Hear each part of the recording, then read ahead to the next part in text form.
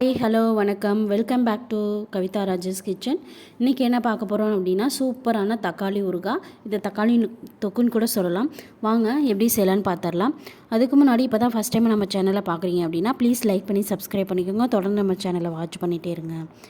இப்போ ஒரு 1/2 கிலோ தக்காளியை நல்லா பழுத்த தக்காளியாக எடுத்து ஒரு 1/2 கிலோ தக்காளியை நான் அரிஞ்சு வச்சுருக்கேன்.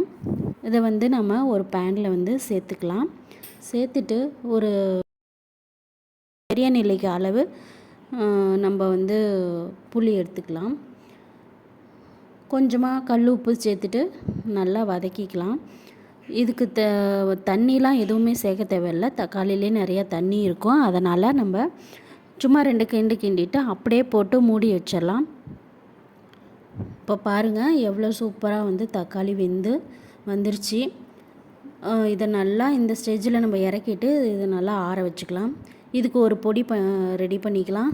ஒரு 3 ஸ்பூன், சின்ன ஸ்பூனில் 3 ஸ்பூன் வெந்தயம் சேர்த்துருக்கேன். நீங்கள் பெரிய ஸ்பூன் இருந்தால் 1 ஸ்பூன் சேர்த்தா போதும். மிளகு ஒரு ஸ்பூனு, சீரகம் 1 ஸ்பூன் சேர்த்து நல்லா சிவக்க வறுத்து எடுத்துக்கலாம். நல்லா வறுத்து எடுத்து அரைச்சி வச்சுக்கலாம்.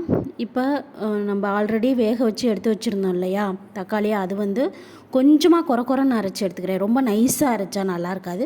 கொஞ்சம் திப்பியாக இருக்கிற மாதிரி அரைச்சி எடுத்துக்கலாம். இப்போ ஒரு பேனில் நல்லா நல்லெண்ணெய் கொஞ்சம், கடலெண்ணெய் கொஞ்சமாக நான் சேர்த்துருக்கேன். நீங்கள் ஃபுல்லாக நல்லெண்ணெய் கூட சேர்த்துக்கலாம். இப்போ கடுகு 1 ஸ்பூனு, உளுத்தம்பருப்பு 1 ஸ்பூனு, வெந்தயம் ஒரு 1/2 ஸ்பூனு, சீரகம் 1 ஸ்பூன் போட்டு நல்லா பொரிஞ்சு வரட்டும். பொரிஞ்சு வந்ததுக்கப்புறம் கருவேப்பிலை சேர்த்துக்கலாம். கருவேப்பிலை சேர்த்துட்டு பூண்டு, பெரிய பல் பூண்டை ஒரு 5-6 பல் பூண்டை நீளமாக நான் கட் பண்ணி எடுத்திருக்கேன். அதையும் சேர்த்து நல்லா வதக்கி எடுத்துக்கலாம். பாருங்கள் எவ்வளோ சூப்பராக வதங்கி வந்திருக்குன்னு. இந்த ஸ்டேஜில் இந்த ஊறுகாய்க்கு தேவையான வெறும் மிளகாய் தூள் நான் சேர்த்துக்கிறேன். அந்த வெறும் மிளகாய் தூள் உங்கள் காரத்துக்கு தகுந்த மாதிரி சேர்த்துக்கோங்க.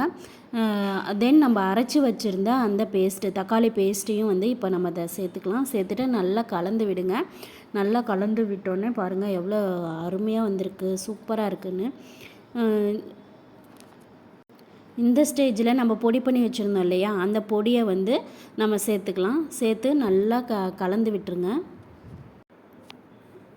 இந்த பொடி அந்த தொக்குக்கு தேவையான அளவு மட்டும் போடுங்க. அதிகமாக சேர்த்துக்கிட்டால் ரொம்ப கசப்பு தன்மை ஆகிடும்.